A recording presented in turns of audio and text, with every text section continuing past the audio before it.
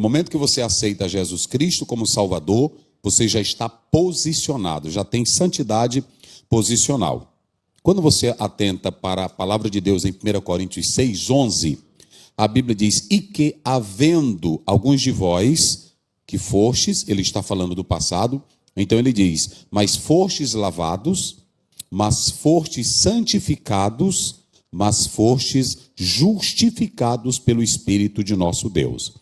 1 Coríntios 6:11. Essa expressão, usando justificado, santificado, lavado, é mostrando que a partir do momento que você aceita a Cristo Jesus, você já está em um estado de santidade. Essa santidade é chamada como? Posicional. Vamos lá. É a santidade o quê? Posicional. Essa santidade posicional, ela não te dá a característica de um santo perfeito. Um exemplo bem clássico disso está na igreja de Corinto, que quando o apóstolo São Paulo começa a sua carta, no capítulo 1, ele começa dizendo aos santos que estão em Corinto. E veja que os crentes de Corinto eram bagunceiros, desordeiros. Se você pegar o capítulo 1, Paulo vai dizer: eu fui informado pela família de Cloé que vocês são desobedientes. E ele ainda diz assim: eu dou graças a Deus que não batizei vocês. Veja que ele está começando mostrando que uma igreja tinha posição de santidade, mas ainda não era perfeita. E isso você vê no capítulo 5, no capítulo 6, no capítulo 11, a igreja com os seus problemas grandiosos, ok? Mas a santidade posicional, no momento em que eu aceito a Jesus, 2 Coríntios 5:17, se alguém está em Cristo. Vamos lá, se alguém está em Cristo. Essa preposição em é dentro de Cristo. Então, quando você aceita, você já está posicionado. Diga comigo, já estou posicionado. Então, pronto. Quando você aceita Cristo, já está está dentro. Também chamado de locativo, você está dentro. A segunda que nós podemos observar na própria contextura bíblica é a santidade progressiva. Diga comigo, santidade progressiva, ou seja, o crente quando aceita a Jesus, mesmo ele estando posicionado, não quer dizer que ele já seja santo por completo. E não existe, igreja, não existe um homem na terra, por mais que ele ore, por mais que ele jejue, por mais que ele se santifique, ele tem santidade absoluta. Ninguém na terra tem santidade absoluta. Nós temos santidade, qual é a primeira? Vamos lá, pregue comigo, qual é a primeira? Posicional. Diga, eu já estou posicionado em Cristo.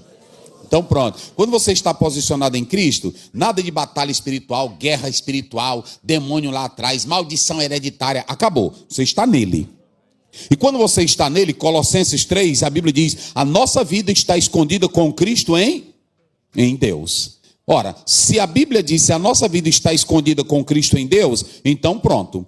A importância é eu saber que eu tenho santidade. Qual é a primeira? Posicional. E a segunda? Progressiva. Essa progressiva, ela é em andamento.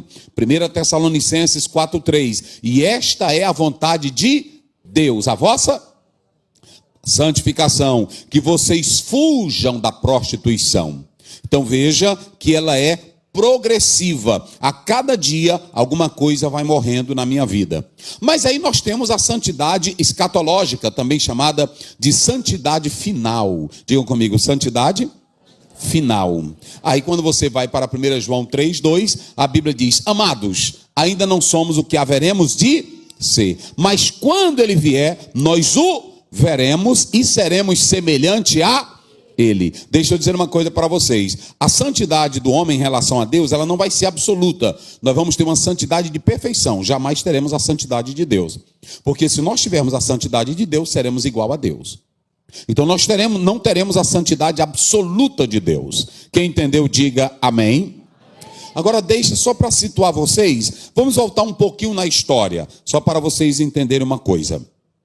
Quando você lê a palavra de Deus, estamos falando sobre a santidade como algo que nos conduz. Santidade que nos conduz. Diga isso comigo, santidade que nos conduz.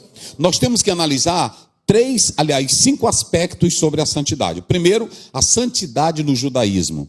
Como era a santidade no judaísmo? Pelo contexto bíblico. Basta você ler o capítulo 19 de Levítico, e aí a Bíblia diz: santos sereis, porque eu, Senhor vosso Deus, eu sou.